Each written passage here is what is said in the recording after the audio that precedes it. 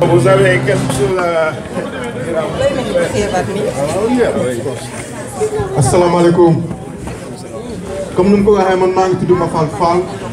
Bi nga waxé kokki suma yaram dafa daw parce que bu nekké xalé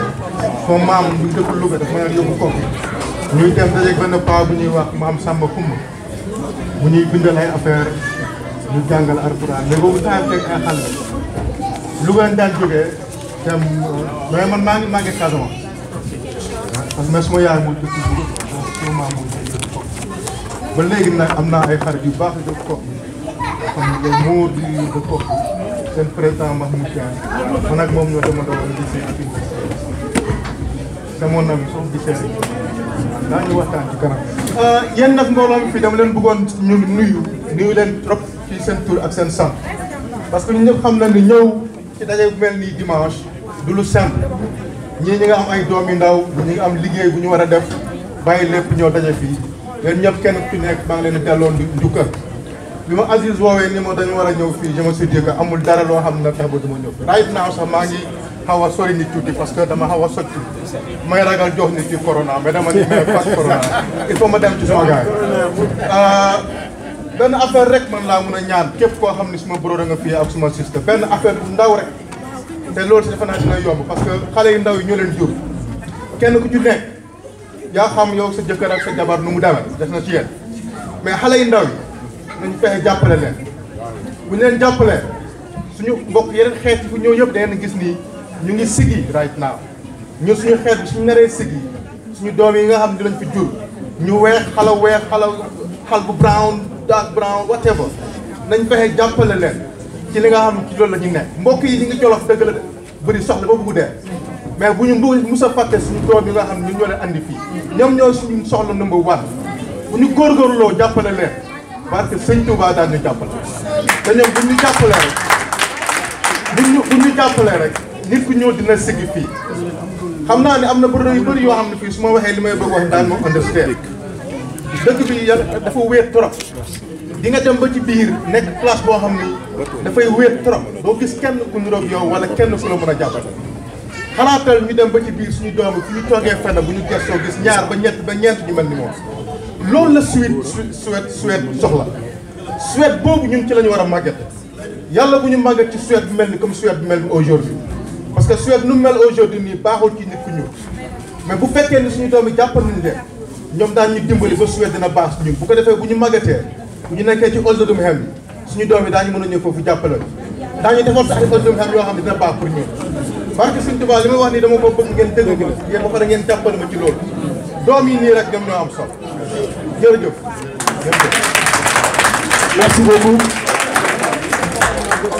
Prenez votre diplôme. Merci beaucoup, monsieur Pascal. Photo. Merci beaucoup, monsieur Pascal, pour service rendu à la communauté sénégalaise. Maintenant, nous allons honorer l'ancien président de As-Baobab, M. Waly Diouf. Son diplôme sera remis par M. Abdou Aziz, qui est l'actuel président de As-Baobab. M. Waly Diouf. Aux mains de M. Aziz, qui est l'actuel président de As-Baobab. Merci beaucoup, M. Waly, pour service rendu à la communauté sénégalaise. Merci beaucoup infiniment. Photo, quelques mots Waly. Avant tout, damay wax ne Waly dafa amoon benn temps boo xam ne association bi dafa taxaw mi ngi am forme nii mais moteur bi dawul mais Waly da doon dem ci biir communauté yi moo xam daayira moo xam lépp di récupérer nit ñi leen xamal association pour ñu ñëw man kenn laa si ñoom man Waly moom ma jàpp sama loxo yóbbu ma ci ñuy ànd ci ay activités yu bari yu bi moom mu nekk président ne ma foog nga ñëw ci association bi noonu la ma dugalee ci commission sociale ba après ma ñëw ba nekk président moom dañ ko war a féliciter ndax association bi mu amee stand-by moom moo ko redressé waat kon ñu ngi lay sant di la ñaanal yow tamit boo amee kàddu gi sànni rek. Merci président. Salam alaikum. maa ngi leen di nuyu di leen si ziar yéen ñëpp. Je commence d'abord par suñu gan yi à l'occurrence professeur dalal ak jàmm encore une fois monsieur Willy ñu ngi koy dalal encore suñu mbokk waa Paris à l'occurrence ak Ben ñu ngi leen di dalal encore si li ngeen fekk ñu fi ak les associations des autres pays yi ñëw sans oublier notre doyen tonton Pafal ñu ngi kontaan trop si ni ngeen di wéttalee association bi donc je pense que amul dara lu ñuy wax lu dul remercier leen encore et te di wax ne nii la rek la mbooloo mooy doole association Baobab mbooloo mooy doole et merci encore le doyen Mafal ak l'autre doyen Moussa ñu ngi koy doog a gis et c'est un plaisir et di kontaan trop merci encore jërëjëf. Nous allons sans plus tarder passer à monsieur Willy Esch. Son diplôme sera remis par Dakumba qui est chargé de la communication de As Baobab. Dakumba qui est en fait quelqu'un qui a tout fait pour l'association, il faut le dire. Il est toujours au service de l'association Dakumba. Les gars, ils n'ont pas de même. Pourquoi le Dakumba est là? Merci beaucoup, Da. Wow. Mais Dakumba, quelques mots à l'égard du public. Quelques mots avant de donner le diplôme, s'il vous plaît. Salam alaikum mbolami. Ñu ngi leen di nuyu di leen ziar di leen jox seen wàccuwaay ñëpp comme ni ñu ko tàmmee di wax ci groupe bi vraiment di kontaan trop ndax contentement bi may njëkk a am mooy programme bu mel ni ñu organiser ko mu réussir te yaakaar naa ni tey gis nañ fi nit ñoo xamante ni ci groupe bi rek lañ daan déggante gis nañ fi nit ñoo xamante ni ci téléphone lañ daan wax pendant mën naa ni 2 ans mosu ñoo tegante bët te loolu mooy li nga xamante ni mooy li ma gën a neex tey ci bis bi te nag damay ñëwaat ci li suñu grand wax rek muy Pascal ku ne xam na ni ñu ngi ci dëkk bi yàlla nattuñu ci côté culture ñu ne ci culture bi di ci yëngu di bëgg ñëpp doon benn góor jigéen mag ak ndaw chaque jour ñu ngi dox ci communauté sénégambienne bi ngir ñu bañ a fàtte suñu li nga xamante ni mooy suñu culture ndax nag lu ñu mënti am culture rek moo ñor te nag boo fàttee fi nga jóge yaakaar naa ni feneen foo dem da ngay wéet Massamba nag moom moo ma yar ndax moo ma yar ci centre culturel Blaise Senghor ma nekk fa pendant des années ak moom tey buñ musaana sax nekk ci aar bi war a ñu ñëw suñu heure répétition commencé wul ci bureau laa daan dem toog te mën na maa seede ci bureau laa daan dem toog ñu doon weccoo yu bari moo tax biñ ne day ñëw dama ne Aziz bul ni ko mukk Dakumba fi la nekk nëbb ko ba ñu gisante di kontaan nag vraiment ci ñëpp di ñaan yàlla def jàmm ci réew mi ba li nga xamante ni mooy suñuy valeur ñu bañ ko perte ndax nag ñun der bu ñuul la ñuy mooy suñu culture te lépp lu ñu am yaakaar naa ni gëstu suñu bopp xam ñooy kan liggéey dem ni bi rek moo ñu ko jaral di nuyu nag sama mbokk artistes yi nga xamante ni ñoom dañoo ñëwoon waaye ku ne xam na ni dëkk bi ñoom Casamance lañ jógee ñëw ci bis bi vraiment nekk ay artistes yoo xam ne dëkk bi ñëpp a leen ràññee indi woon nañ matériel yëpp waaye nag comme que dafa am lu xew ci dëkk bi muy suñu mbokk boo xamante ni dafa am lu xew te ñëpp xam nañ ko ñu bëgg a partager douleur bi moo tax ñu wàññi instrument yëpp bàyyi kora bi rek si waaye bu dul woon ak loolu yaakaar naa ni ñoom Dominique muy suñuy frère ñoom Fara Karamba képp ku lim juum Babacar Makonde di leen nuyu ñoom ñëpp vraiment tamit ci seen teewaay di kontaan ci li nga xamante ni vraiment jox nañ ko.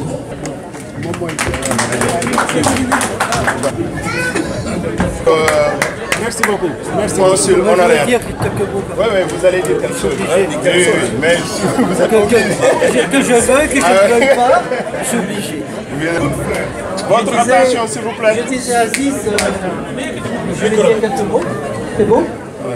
Alors, mon nom c'est Willy Sy, je suis le consul honoraire du Sénégal. Donc c'est un honneur et aussi un devoir d'être ici. Comme disait le professeur, c'était un grand plaisir de l'avoir rencontré, de l'avoir accueilli et aussi de l'avoir amené ici. J'aurais pu écouter son discours pendant des heures. J'ai appris beaucoup de choses et j'espère que vous avez eu le plaisir de faire de même. Je voudrais aussi féliciter l'association. Je pense que cette manifestation qu'il a faite lui a demandé beaucoup de travail et aussi donc un grand support à la communauté. Et je vous félicite aussi d'être venus si nombreux en dépit donc de la situation toujours comment dire, préoccupante du Covid. Et c'est important, je crois, que cette communauté soutienne l'un l'autre. Et je voudrais aussi vous rappeler donc la tragédie qui s'est passée il y a une semaine. Donc je voudrais vous mémoriser la mémoire de cet enfant qui nous a quittés. Et aussi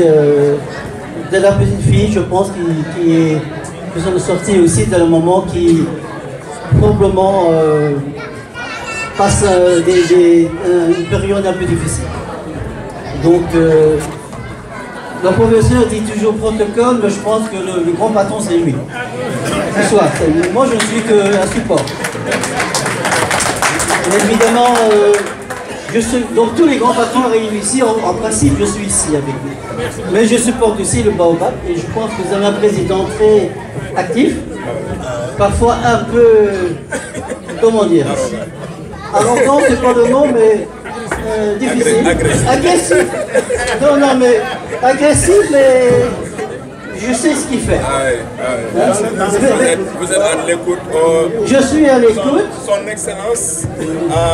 a fait l'essentiel pour l'instant. C'est faire la diplomatie, la balance. Il a tout réglé. Maintenant, demain, il va partir. Il n'a pas tout réglé. Ouais. Il a tout réglé pour son temps. Ouais. Le reste, c'est entre vous et moi. Monsieur Willy, nous allons maintenant passer par la décoration de Amadou Fall, Amadou Niamé Fall. Le diplôme sera remis par Monsieur Malik Ndiaye, sénégalaise de la Suède. Photo. Ouais. Un mot s'il vous plaît, ouais.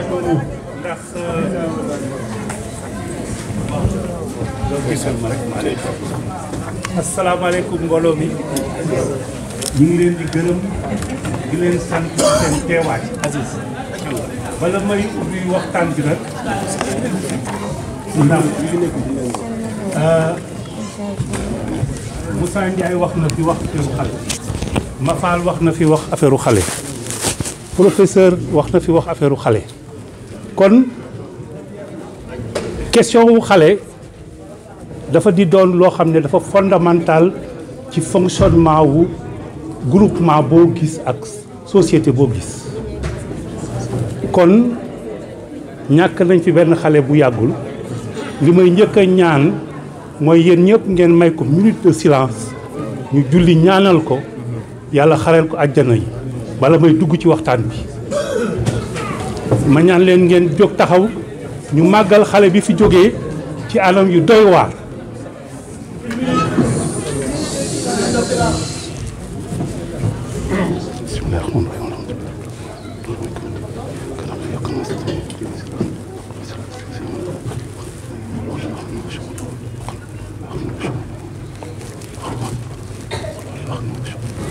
jërëjëf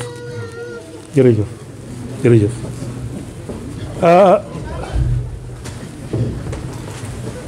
yéen ñi fi nekk ñëpp ay jàmbaar ngeen bàyyi sa réew ñëw ci réew bu bees boo xam te ne bokku leen communauté linguistique nga war fa nekk war fa wut xam-xam war fa wut lu la jëriñ war fa liggéey loolu yëpp lu jafe la kon yéen ñii ñëpp ñi nekk Suède man maa ngi leen delloo njukkal di leen gërëm di leen sant di ñaan yàlla gën leen a kàttanal ba lépp li ngeen fiy wut yàlla jox leen ko kenn du jóge Sénégal te waruloo def ci sa bopp ne Sénégal réew mu mag la ndax àddina bi amul organisation booy xalaat du UNESCO du FAO du Nations Unies organes yu bëree bëri fépp fu ñuy taataane xam-xam sénégalais dirigé na ko kon yéen ambassadeur ngeen jóge ci réew mu mag a mag suñu demee ci suñu kilifa diine yi xam ngeen li ñu def jarul ma di ci wax ak leneen kon képp ku ci nekk ci yéen am nga loo xam te ne war nga ko nekkee mais nag dafa laaj démarche ndax soo ne asalaamaaleykum bërëb Moussa wax na ko sànq li ngay njëkk a def mooy jàng bërëb bi da nga war a jàng bërëb bi nga ñëw ban bërëb la yow nga xam yow yaay kan loolu aussi njàng la parce que nit ki soo xamul yow yaay kan soo ñëwee ci bërëb pour nga mën faa xam bërëb bi xam naka ngay saafante ko bërëb bi dafay jafe donc dafa am ay préalable ci cheminement wu nit ak fonctionnement wu nit ay démarches yu nécessaire pour nit ki mën a am la mu bëgg te démarche yooyu su fekkee nit ki jaaru ci dafay sërëx-sërëxi rek di dem ba lu ñëw rek fëkk ni da nga war a xam sa bopp d'abord ba pare xam fi nga ñëw fan la lan mooy seen cosaan lan mooy seen doxalin luy seeni bëgg-bëgg naka laay def ba mën a saafante kook ñoom dugalante kook ñoom ba li ma bëgg mu mën koo am ñoom itam li ñu bëgg ñu mën koo am parce que terre d'accueil la te dafa am ay exigence ndax drame bi fi xew bërki de moo njaay wax nañ ko Mafal brossé na ko fii nit ñi dañuy wéet torop te xale yi suñ nee dañ leen bëgg a toppatoo tey bàyyi leen xel altine ba àjjuma presque duñu gis xale yi soo xëyee yaa ngi yóbbu ca jardin d'enfants ba yaa ngi daw yaa ngi aw fii yaa ngi aw faax suñu wàccee yow fekk na nga wàcc yow tam ngeen daje ci kër gi nga togg jox leen ñu lekk bala ñuy wax yow fi ngay toggee ci waañ wi yaa ngi nelaw su samedi ak dimanche jotee ñu ne léegi ci ngeen war a daje yàq xale yi nga ne déedéet samedi ak dimanche ci la uubee yi bëri damaa war a liggéeyi ndax xaalis bi ci la ëppee yow yaa ngi def lu garaaw a garaaw ga yaa ngi sacrifier say doom ngir xaalis te ëllëg da nga def loo xam te ne da nga ko réccu kon ñu bàyyi xel xaalis bi def na trop wante xale yii ñoom ñu ëpp solo kon nag naka la ñuy def ba concilier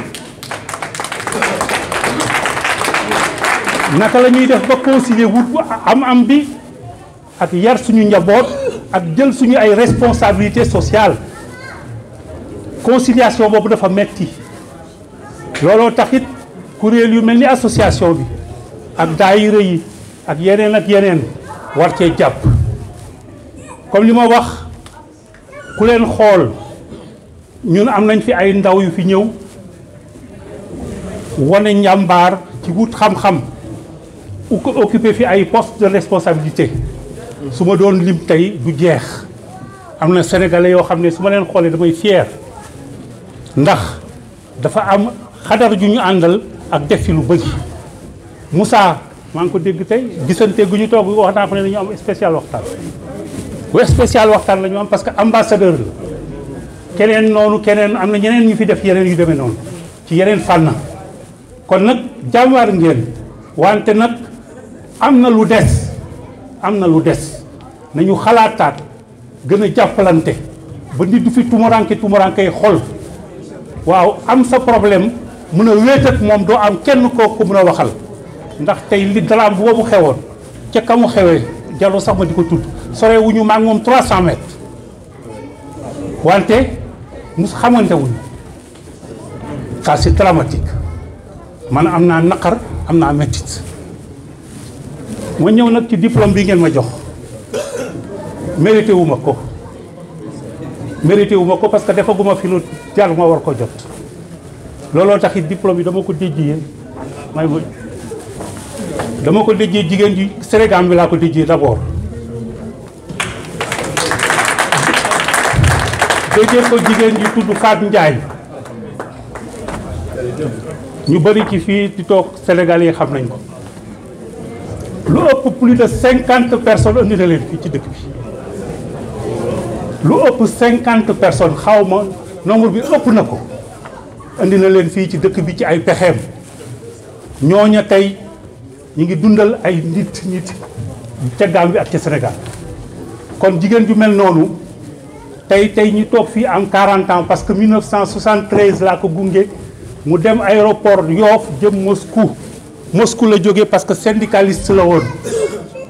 Fat Ndiaye aji Fat Ndiaye pour ñi ko xam ba muy dem Moscou en 1973 man maa ko gunge aéroport muy sama cousine mu jógee Moscou ñëw fii Suède 75 boobu ba léegi 75 suñ ko génnee ci at ñu bëri seen ngénte fekk na ko fi taxaw ca def ca lu bëri kon jigéen jooju indi na fi plus de 50 personnes kooku danaa ko gërëm sant ko déjee ko diplôme bi ñaareelu personne bi moo koy wax ñaareelu personne bi may tudd mooy Mouhamadou Lo ku nekk fii ci Suède xam nga Lo wala nga dégg ko képp ku fi wàcc ci dëkk bi taal na oto jël si la ànd ak yow ci dëkk bi luy sa soxla mu ànd ak yow lijjanti ko nekk ci association bi taxaw fi taxaw bu rafet def fi lu bëri kon nag sénégalais bu bëri war nañoo mën a am delloo njukkal Lo nekku fi tey diplôme bi déjee naa ko mook Adja Fatou Ndiaye boole ci nag Moussa comme diplôme d'honneur jox naa ko moom ba di leen gërëm nag di leen sant xam ne waxtaan yi dañ koo commencé mais jeexalaguñ ko parce que officiellement waaw d'accord merci beaucoup waaw merci beaucoup waaw kon nag yëf yi dañ koy commencé rek bëgguma jël temps bi trop mais dama am contrat ak yéen dama am lu ma war a wax ak yéen parce que sama xol neex na naqari na te sama xol naqari rek il faut mu génn baax na jërëjëf. ni muy doxee mooy benn équipe bu bureau bi bariwuñu te ñëpp waaw son excellence vous allez partir maintenant. Ah non, je vous demande. Ok, ok, vous avez l'autorisation. Mais on est tellement contents. Bonsoir à tout le monde. Donc, l'objectif c'était vraiment de venir honorer notre présence à ce festival. Remercier toute la communauté sénégalaise qui est en Suède. Et particulièrement Aziz qui est le président. Je tiens aussi à remercier professeur Massamba. Vraiment merci d'être là.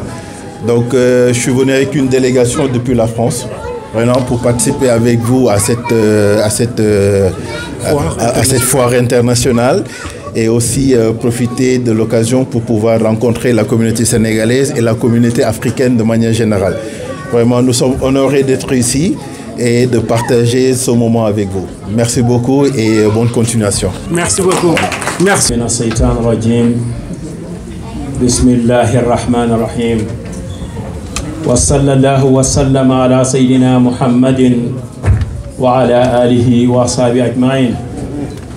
Rabbi israh li sadri wa yassir li amri wahlul uqdatan min lisani yafqahu qawli. Mbokk ñi bokk yàlla assalaamu aleykum wa rahmatullah. Gannaaw bi ñu sante yàlla julli ci yonent bi Muhammad sallallahu alayhi wa sallam ñu ngi leen di balu àq di leen baal di ñaan yàlla subhanahu wa taala boole ñu jéggal di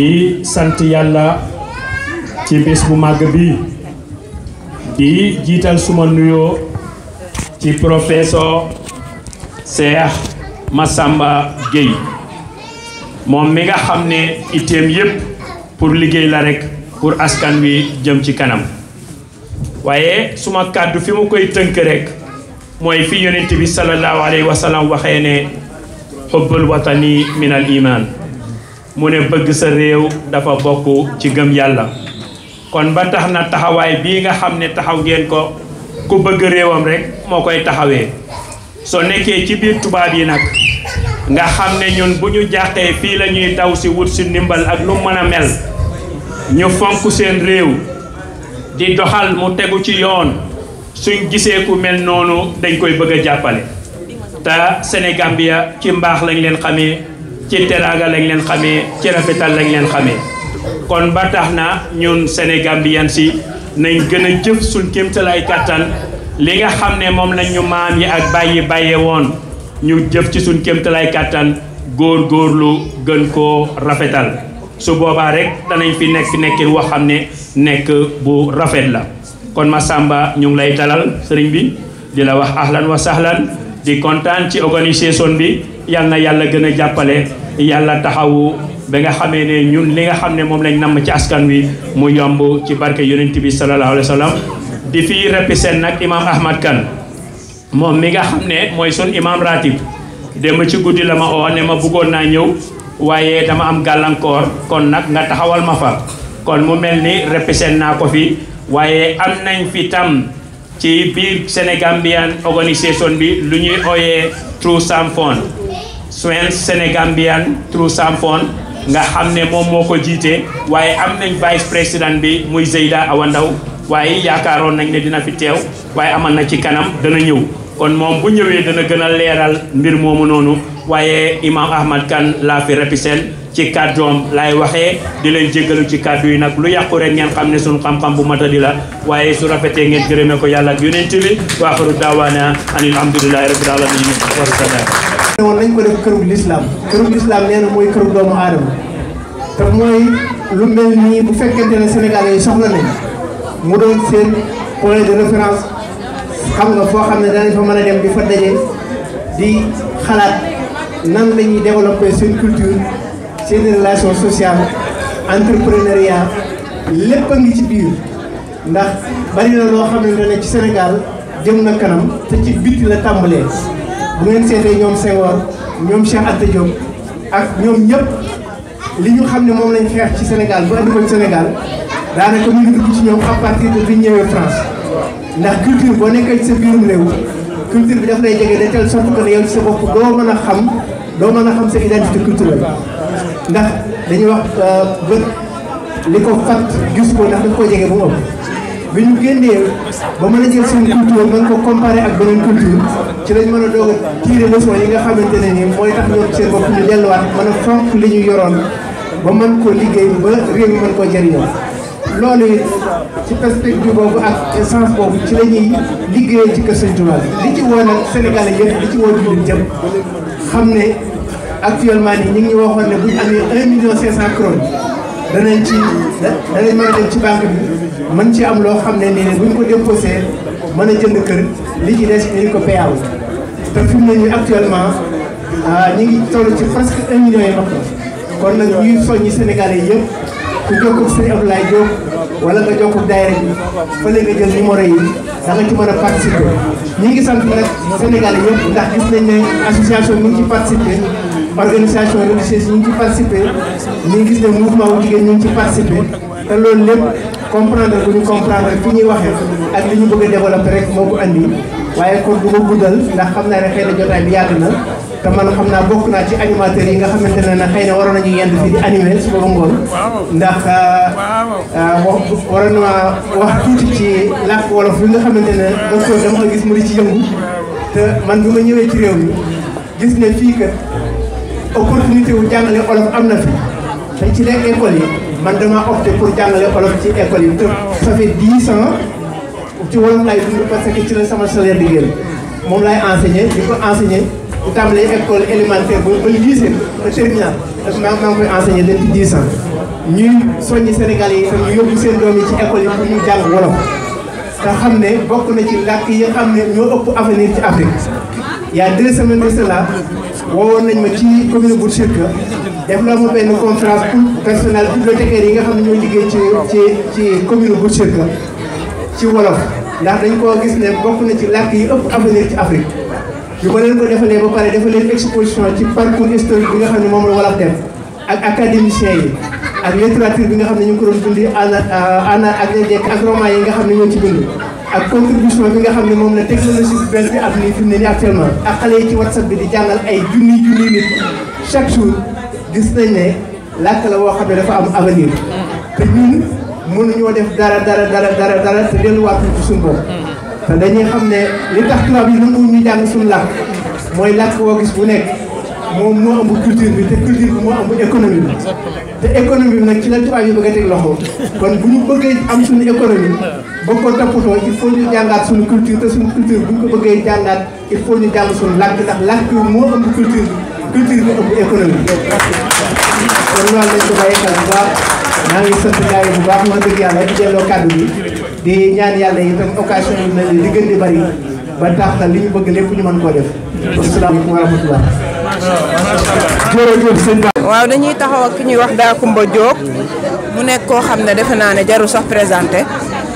dëkk bi yëpp xam nañ ko lépp luy yëngu ci wàllu culture ak wàllu artiste lépp da ciy taxaw di ci dox di ci wax voix traditionnelle ñun presque li xew ci dëkk bi moom lañ ko ci moom lay jóge te tamit daf koy jaarale lépp ci yoon ba tax na Dacoumba gis nañ ko fi tey mu am fi taxawaay bu mag def fi liggéey bu rafet tamit kon nag mënoo dem rek tey duñ la laaj bis bi noo ko gisee ak naka ngeen def ba organiser ko ba mu réussir ni Dacoumba ñu ngi lay tàllal. soxna Maguette maa ngi lay nuyu di la ziar di ziar internet yëpp wax dëgg yàlla di la wax ne la di am contentement ndax bis bu mel nii yaakaar naa ni organiser ko yomb na yombul. yomb na ci kaw ñëpp doon benn waaye yombul ci ku nekk toog ci ginnaaw te yaakaar naa ni bis bu mel nii c'est la première fois ñu organiser ko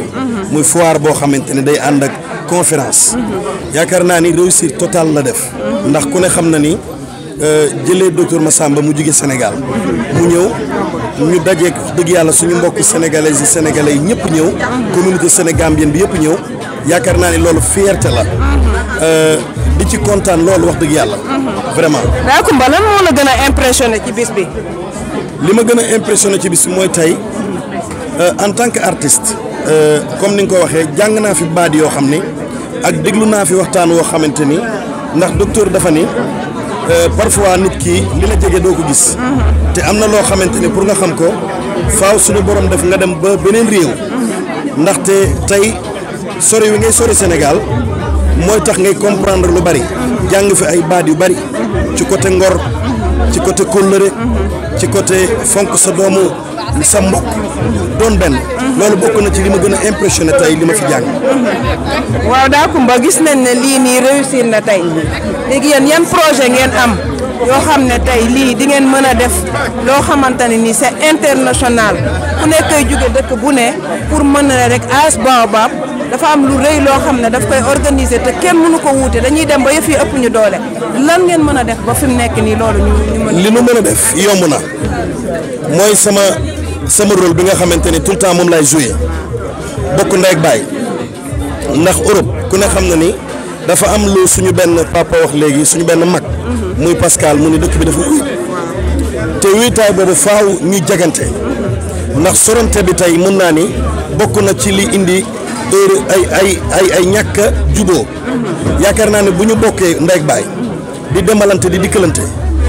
yaakaar naa ne di sottantey xalaat ñu jegante bañ a dawante parce que nag tey daraja joo mënti am boo faatoo mënoo yóbbu sa bopp tey alal joo mënti am boo dee da nga ko fi bàyyi ñu fexe ba jegante boobu mooy tey ñu bokk ndey ak baay di ànd di waxtaan di sottantey xalaat loolu dina doon loo xamante ni bu ñu bëggee organiser dara dina yomb waaye tant que ñu ngi tabarkalla diw moytul kii diw bul dem fii diw bul ànd ak kii pour organiser dara together day jafe faaw ñu jéem a ñamante ñu jéem a exemple fonkante ñu jéem a kóolante jéem a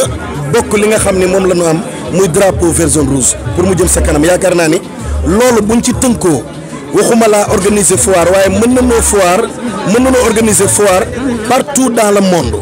wax dëgg yàlla yaakaar naa ne bu ñu tënkoo ci loolu rek lépp lu ñuy lijjanti mën na yomb waaw. waaw jërëjëf Dacoumba ñu ngi lay féliciter encore une fois. di kontaan leen ñaanal bonne chance pour beneen yoon lépp lu ngeen nekk rek jàpp leen ne ñun tamit en tant que sénégalais ak sénégalais ñu ngi fi taxaw fi tàllal leen ñu suñuy loxo. lépp lu ñu mën rek ñu jàpp ci incha allah. di wax rek dernier mot ne tey mën naa ni As la Baobab continuité la. dafa am ñu fi nekkoon am ñeneen ne fi tey suñu borom def. affaire yi nekk ci loxo benn xale bu ñu naan Aziz ñun ñu ñëw di ko jàppale parce que drapeau vert jaune rouge la kenn ku ci nekk war na ñëw gis ci boppam jàppale sa morom ndax tey suba beneen gouvernement laa ne mooy ñëw continuer li nga xamante ne moo di lii kon ñun dañuy xàllal yoon suñu doom yeeg suñu rakk yi rek ndax après mën naa ne ñi ngi dem ci yeneen boor pour ñi nga xamante ne mooy deuxième groupe bi war a ñëw mu yomb ci ñoom ba ñoom lépp loo xam ne liggéey nañ ko mu yomb ci ñoom salaamaaleykum waaw ñu taxaw ak soxna bu ñuy wax Ndeye Fall ñu wax ci moom dañ ko laaj bis bi nu mu ko gisee ndaxte gis ko contentement la bu rëy la ci ñun ndax xam nañ ne yàgg na taxaw ci dëkk bi di ñu taxaw ñun ñëpp kon nag foog rek mu sànni ci ay kàddu wax ñu rek naka la gisee tey bés bi soxna Ndeye Fall. waaw salaamaaleykum soxna Maguette ñu ngi leen di nuyu waa ASC Baobab ak mbooloo mi fi nekk yëpp nag lu la bett mën la j'avais pas prévu de parler mais nag fu ñu jaar sànni ci tuuti kàddu di leen gërëm di leen sant ci initiative bu rafet bi ak organisation bu rafet bi parce que ku nekk xam na docteur Massamba Gueye il n'est pas n'importe qui donc ñu ngi leen di remercier bu baax que ñu fexe ba liggéey ci ba indi ko fii taataan ci moom jëlaat ci moom xam-xam donte jàgg nañ koo def sax waaye bii nga xamante ne live and direct la ñu ngi koy door a gis ni jàkkaarloog moom vraiment def ngeen lu ñu neex di leen ñaanal yàlla nag lii ngeen sumb nii yàlla na leen si yàlla jàppale bu baax a baax yàlla ku ñu jàppale rek nga dem kenn mënul yàlla rek a mën waaw ñu ngi leen di gërëm di leen sant di leen ñaanal di ñaanal tam suñu frère Abdou Aziz Diop mi nekk si kanam nekk suñu président yàlla teg ko fi mu jël relève bi fu mu nekk nii yàlla gën a oyofal yen bi ci moom yàlla yeggali liggéey bi barkeelal leen lépp loo leen sumb rek yàlla def ci tawféex ci daraja sëñ Touba Mbacke merci Ndeye Fall jërëjëf loolu bettuñu ci yow vraiment wax nga wax ju rafet kontaan nañu lool macha allah merci te ñu nit dañ doon interviewé tuuti rek di rafetlu aussi seen taxawaay bu baax ba tax na bëggoon nañ leen laaj trop bés bi naka ngeen ko gisee ak tamit lu waral seen teewaay si bés bi ak lan ngeen ñu mën a apporter loo xam ne lii dina gën a nekk loo xam ne dafa dañ ciy gën a am progrès. alhamdulilah donc maa ngi leen di gërëm vraiment ci invitation suñu teewaay tey ci Stockholm li ko waral mooy ñëw fekk si suñu mbokk Sénégal yi nga xam ne ñoo fi nekk fekk si bi ñu leen di fekk si naam dëgg la yàlla dogal na ñuy yëngu ci wàllu politique nekk candidat pour élection 2024 ba nga xam ne bëgg nañu fépp foo xam ne suñu sénégalais mu ngi fa ñu dox seeti leen ci rawat diaspora bi comme ni ñu ko defee woon Sénégal te amaat yéen a yeggaliwaat wante tamit ñoom dañ fi bokk donc mun bu fi ñëwee dañuy ñëw seet si leen te suñu ñëw bi mën nañoo xam ban parti la. maa ngi tudd mouvement Pass-Pass. Pass-Pass. waaw mouvement Pass-Pass noonu lañ tudd donc bi ñu fi ñëwee ci ñaari anam lañ fi ñëwee. bu njëkk bi am na tiis bu ñu fi dégg boo xam ne daf ñu laal ñun ñu nekk ci diaspora bi képp ku nekk ci diaspora bokk ci. ñu nekkoon dinañ fi ñëw masawu ñi nga xam ne loolu dal na seen kaw. masawu suñu bopp masawu Sénégalais ba pare wan waa dëkk mi ne du loolu mooy Sénégal. xëy na nattu la bu dal suñu kaw dañ koy nangu ànd ak nit ñi ci loolu beneen bi mooy ngeen wote foire boo xam ne ay Sénégalais fi nekk di wane loo xam ne maanaam doxalinu Sénégal ak culture Sénégal te comme niñ ko waxee tey jii dëkk boo ko bëggee jaay ci culture am koy jaar kon buñ fi ñëwee bëgg nañu bokk ci li xam ne dina gën a fësal taxawaayu Sénégal ci bitim réew ñu xam tamit ñi nekk Sénégal seen doom yi nekk Suède liggéey ba ñu xam ne ñu ngi ko fay def ak fi nga xam ne tamit ñu ngi fay yóbbu Sénégal ndax li ma leen di wax nee naa leen jooyuñu ambassadeur ndax yéenay ambassadeur kon bu ñuy ñëwee tey jii kenn buñ fi fekkoon benn sénégalais rek maanaam sant nañ ci ndax nekk na koo xam ne mu ngi représenté Sénégal dignement donc daal loolu moo taxoon ñu ne woon dinañu bàyyi suñu yitte def délégation bu am solo ñëw teew fi waxtaan ak Sénégalais yi fi nekk saafon def ñoom fekk fi communauté sénégambienne bi démb rek recevoir naa leen waxtaan ak ñoom tamit mu nekk loo xam ne gis nañ ne maanaam